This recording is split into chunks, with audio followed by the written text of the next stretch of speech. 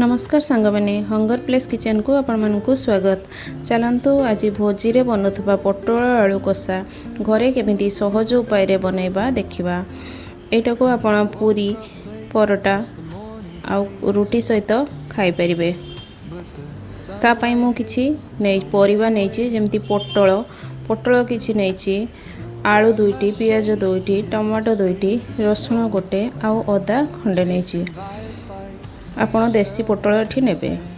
देखंतु मु एगुडी को काटी रखिछि आ अदा रसुण को बाटी नैछि। एबे कड़ाई गरम करी मु सेतरे पोटल आ आलू को लूण टिके हळदी टिके पकई भाजी दैछि। आपण याको भल भाबरे भाजी नेबे कारण पोटल रे पानी अंश थाए। पोटल भाजी देले तरकारी स्वाद बढ़ी थाए। सेही कढ़ाई को पुणी आउ थरे गरम करी मु किछि सोरिष तेल देली। सोरिष तेल गरम हो गला परे मु सेथिरे गोटा गरम मसला तड़कारे किछि देबी। तापरे सेथिरे कट्टा रखाथिबा पियाज गुड़िक देई भल भाबरे मु भाजीबी। देखंतु पियाज गुड़िक गोल्डन कलर हो गलानी। एबे हमें सेथिरे अदा रसुण रो पेस्ट दे दबा आ ताको एपट सेपट करी टिके गोळे दबा। अदा रसुण कंचा फ्लेवर चली गला परे सेथिरे मो हळदी गुंड, लंका गुंड, करी पाउडर, लूण आ कट्टा रखा हेथिबा टमाटो को देई भलो भाबरे भाजीबी। सेथिरे बे हम टिके पानी दे देबा। सब मसला गुड़िक मिसी जिवो आ हम टमाटो भी सिझी जिवो। आ हाफ चम्मच चीनी मु एठी ऐड कली। चीनी देवा द्वारा तरकार टेस्ट बढ़ी थाए किंतु एटा मिठा करबनी। बहुत अल्प मात्रा रे मु चीनी देछि। देखंतु आम टमाटो गुड़ा पूरा सिझी जाइछि। देखंतु तेल भी बाहर को आसी गलानी।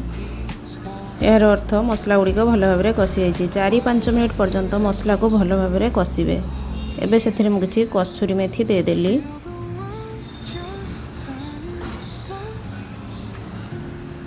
आ पूर्वरु भजा रखा हेतिबा पोटल और आलू को देई भल भाबरे गोळेबी।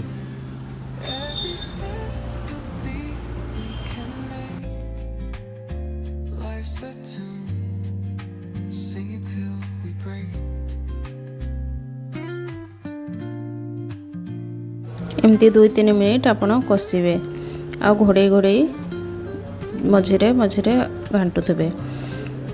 जमारू छाड़िबेनी तळे लागी जिवो। तळे लागी गले पोड़ा स्मेल करिवो। एमती गोळो गोळो आपणकर सिझी जिवो। पोटल आलू सिझी जिवो काइना पोटल रे पानी अछि आ पानी दबा दरकार नाही। देखंतु सिझी गलानी हमर पोटल आलू।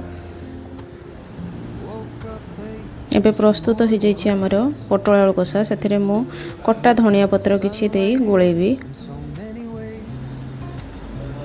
आउ एक्स्ट्रा किछि भी गरम मसला गुंड दबा दरकार नाही कारण आमे गोटा गरम मसला तड़कारे देइथिलु आउ करी पाउडर भी देइथिलु। सेथि पय आउ किछि केवल धनिया पत्र दे देले हैला। एबे प्रस्तुत हो जाइछि हमर भोजी स्टाइल पोटल आलू कषा घरे अति सहज उपाय रे। वीडियोटी भलो लागी थिले आपण लाइक शेयर और सब्सक्राइब करिवे। रहिली जय जगन्नाथ।